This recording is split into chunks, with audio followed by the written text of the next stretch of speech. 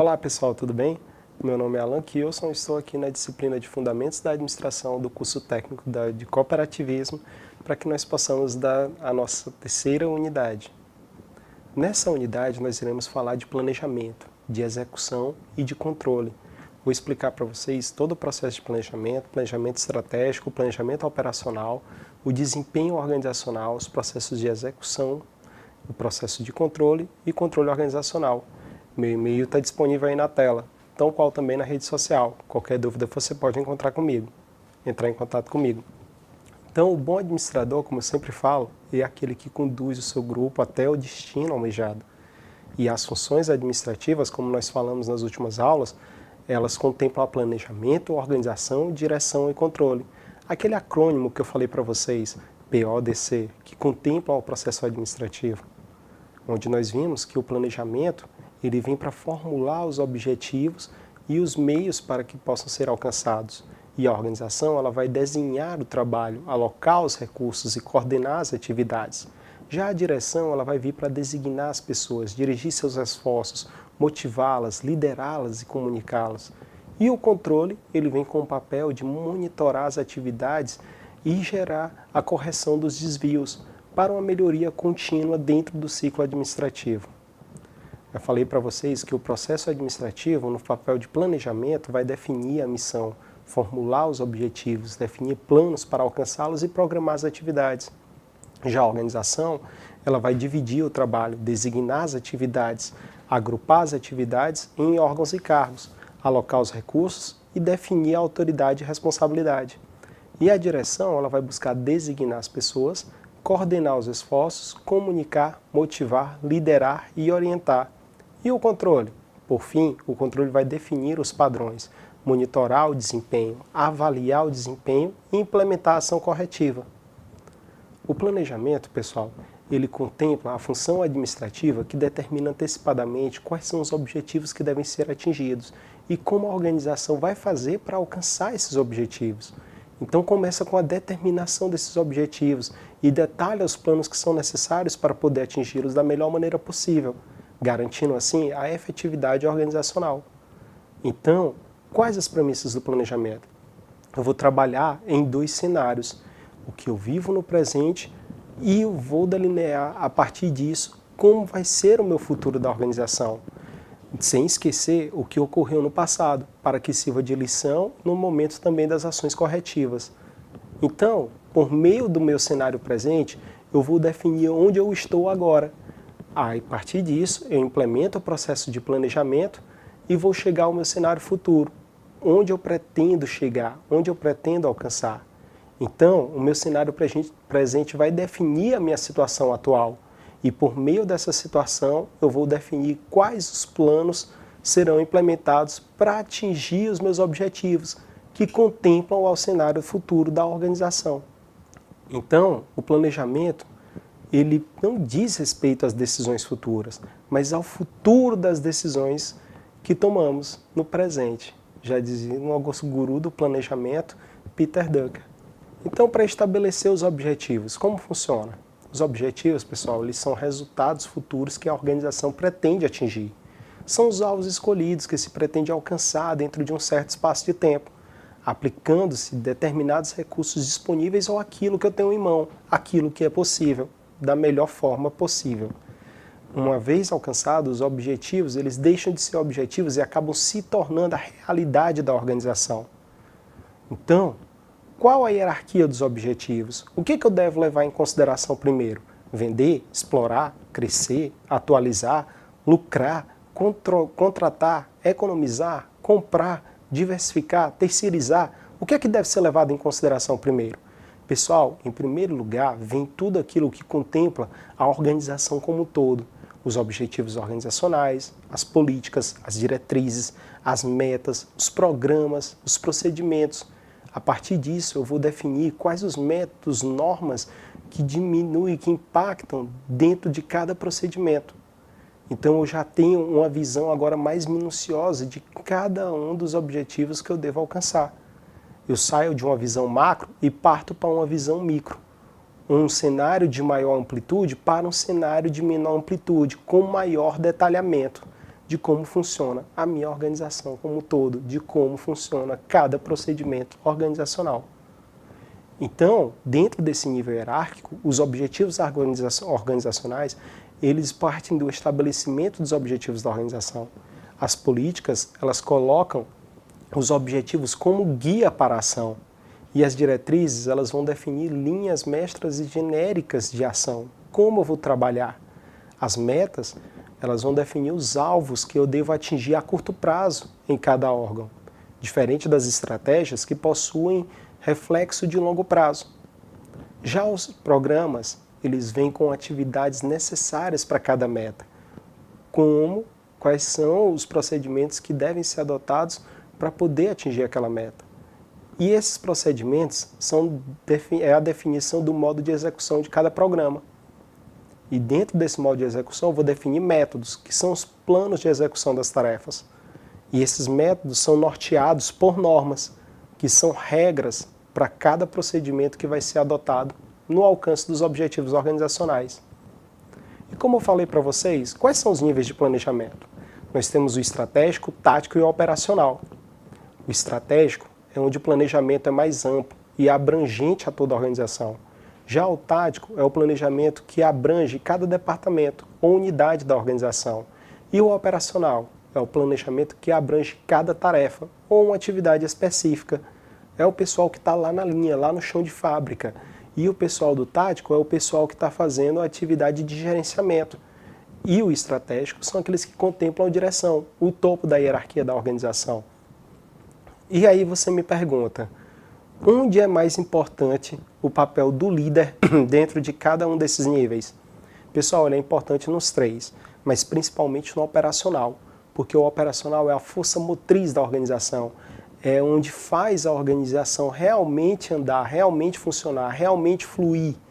Então os resultados são que refletem nas metas, e nas metas são reflexo do alcance dos objetivos. Então, a liderança, o estímulo, precisa partir principalmente no operacional, porque aí todo o resto garante a efetividade da organização. Então, o estratégico ele possui, como eu disse, um conteúdo genérico, sintético e abrangente. Traz uma extensão de longo prazo, uma amplitude macro-orientada, porque é reflexo do macroambiente, aborda a empresa em sua totalidade. Já o tático é menos genérico, mais detalhado, tem uma extensão de médio prazo, acaba abordando a unidade da empresa separadamente. E o operacional? Traz um detalhado específico e analítico, uma visão de curto prazo, micro-orientado, acaba abordando cada tarefa ou operação apenas. Então, toda a percepção do planejamento acaba sendo triado para a criação do plano. Esse é o reflexo do planejamento, o plano. E o que é o plano? O plano acaba descrevendo um curso, uma ação para alcançar um objetivo e proporciona respostas às questões, como, o que, quando, como, onde e por quem será feito. Então, toda a elaboração do planejamento acaba partindo dessas premissas e a partir disso eu já tenho o plano gerado e faço a implementação do planejamento. Quais são os tipos de plano? Eu tenho planos relacionados com métodos, com procedimentos, um método de trabalho ou de execução, que acaba sendo representado por um fluxograma. Eu tenho também planos relacionados com dinheiro, com orçamento, a receita e despesa em um dado espaço de tempo. Também tenho um plano relacionado com o tempo, ou seja, os programas, que traz a correlação entre o tempo e as atividades que são agendadas, que acaba sendo representado por um cronograma. Mas também tenho planos relacionados com o comportamento, que são as regras, como as pessoas devem se comportar em determinadas situações. E o controle? O que seria o controle? O controle, pessoal, a sua finalidade é assegurar que os resultados do que foi planejado, do que foi organizado e tudo aquilo que foi dirigido se juntem tanto quanto possível aos objetivos que foram previamente estabelecidos.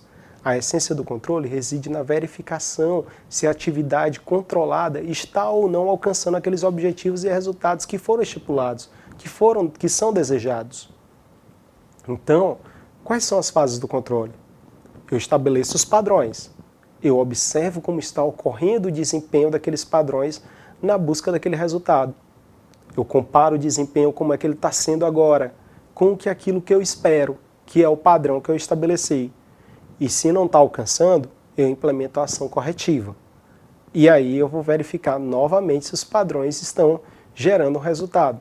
E isso faz um ciclo contínuo na busca de uma melhoria contínua. Quais são, então, os tipos de padrões? Eu tenho o padrão de quantidade, que é o volume de produção, nível de estoque, número de horas trabalhadas. Também tem os padrões de qualidade, que é o controle de qualidade do produto, especificações de produto, controle de qualidade de matéria-prima.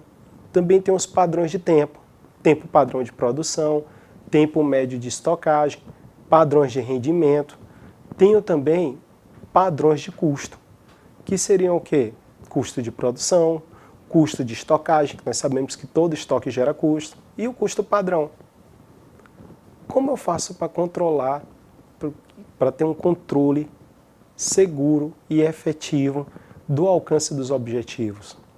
Em primeiro lugar, por meio da formulação dos objetivos, eu vou estabelecer padrões. Dessa forma, eu consigo mensurar o desempenho desses padrões. Eu vou comparar o desempenho desses padrões e, se for necessário, eu implemento uma ação corretiva. Dessa forma, eu vou gerar um ajuste no meu padrão que será reflexo de um ajuste no meu desempenho. E dessa forma, eu consigo manter um controle contínuo. E como funciona o controle dentro do estratégico? Dentro do estratégico, como eu falei, ele traz um conteúdo genérico, sintético e abrangente, porque tem uma visão de longo prazo. Então ele acaba se tornando macro-orientado, aborda a empresa em sua totalidade. E tático, ele acaba se tornando menos genérico, mais detalhado, com aquela visão de médio prazo, para cada unidade da empresa separadamente. E no operacional, detalhado, específico e analítico, com aquela visão de curto prazo, na busca de resultados constantes, micro-orientado, abordando cada tarefa ou operação apenas. E quais as formas de controle? Pode ser preventivo, no qual vou me antecipar aos problemas, eu vou ter foco nos insumos, na matéria-prima. Pode ser simultâneo, no qual eu vou corrigir os problemas à medida que eles vão acontecendo, buscando assim a eliminação dos gargalos dentro dos processos. Então, o simultâneo ele tem foco nos processos.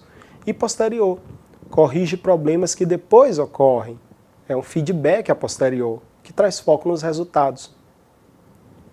E aí, onde vem o conflito do planejamento? Pessoal, planejamento e controle é um ciclo contínuo, onde no planejamento a definição dos objetivos vai permitir com que eu compare o desempenho real com aquilo que foi desejado. E por meio do controle eu vou poder avaliar o alcance dos objetivos e fornece informações que vão servir de base para novos processos de planejamento. Então, nunca é início, nunca é um fim, e sempre um ciclo contínuo de melhoria contínua. É algo cíclico. E como eu posso utilizar o controle como ferramenta? O controle ele é visto como uma ferramenta, ou melhor, como um componente do corpo organizacional que busca assegurar a cooperação entre seus membros e direcionar a empresa para a correta adaptação diante do meio. Meio esse pode ser proveniente do ambiente externo ou do ambiente externo, que vão impactar constantemente e fazer com que dessa forma a minha adaptação atenda às necessidades de sobrevivência.